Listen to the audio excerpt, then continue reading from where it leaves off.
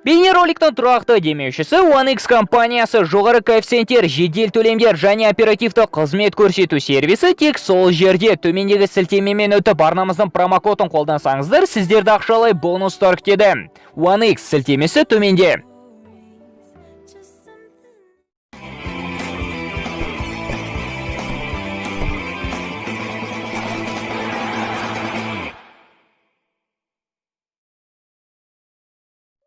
Футболшылар карантиннің кезінде немен айналысады? Алекс Окслейд-Чемберлен голды тойлаудың жаңа үлгісін дайындауда.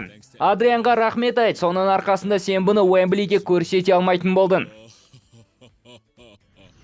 Қайдағы бір билерге уақыт кетіргенше мен әлде қайда пайдалы іс таптым. Мен бар ақшама толтырып шай сатып алдым. Неге соншама көп дерсіз? Себебі осы аптада маған жаңа шайнек сыйлады. Серхио Рамос әдеттегідей дене дайындығын күшейтіп жаттығуда. Ең жақын достарымен бірге әрине. Өкінішке орай аздар туралы бұндай зат айту қиын. Ал мен футбол менеджері симуляторын жүктеп жаттығып жүрмін. Бұл жерде мен Барселона бапкерімін. Кімді сатам, кімді алам, өзім шешем. Дәл шынайы өмірдегі мен сияқты ма? Тұра-тұра, ал неге мен аусымда отырым? Бұл тактика мақсатында достым. Лео Мессиді 4 аптаға шеттетті, ол бұған өте ашулы. Сосын сен мені сатылымға қойғансың ба? Сосын ол сенің рейтингіңді бірге дейін түсірді. Немене? Сені өмір сүруден жалықтың ба? Ноутбугыңды карантинге жіберу керек сияқты ғой. Жоқ! Негізі бұл 2032-33 маусымы болған. Жалпы түсінбегенім халық неліктен супермаркеттегі барлық тауарларды сатып алуда. Ол жерлерде стадиондар сияқты қаңырап қалатын болды ғой. Дәл осылай менің елдерімді де таласып тұрып сатып алса ғой. Сөйтсе тағы бір арал сатып алатын едім. Жануарларыңызға көңіл бөлуді ұмытпаңыздар, уақытылы тамақтандырып отырыңыздар. Егер тіпті адамзат тамақсыз қалса, біз оларды асқа айналдыра аламыз.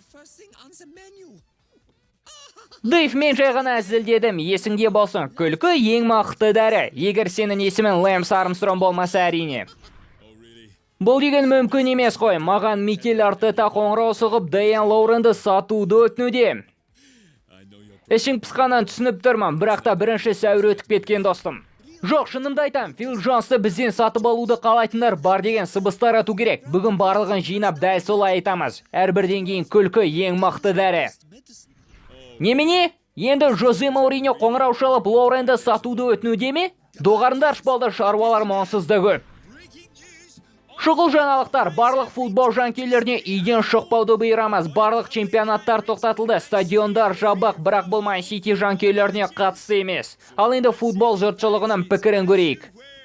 Менде бұл жерде барлығы жазулы оқып берейін. Бірақ өкінішке орай мен оқи алмаймын. Сондықтан айта салайын. Мемлекет басшылары Фергюсон кеткеннен кейін MU-ды басқарған барлық есуас басшылардан да өткен ақмақтар. Жозе, осы маусымды есепке алмау керек деп ойлайсың ба? Әрине. Сен бұны сенің командан соңғы орында тұрғандықтан айтып тұрған жоқсың ғой. Бірінші орында болсаңдар дәл осылай жауап берілмедің. Әрине жоқ. Карантин тағы енгізілмегенін қаласаңыздар, лайк басуды ұмытпаңыздар. Ал сіз алғашқы карантинде немен айналыстыңыздар? Комментарийге пікірлеріңізді жазуды ұмытпаңыздар. Келесі кездескенше достар, футбол бірінші орында.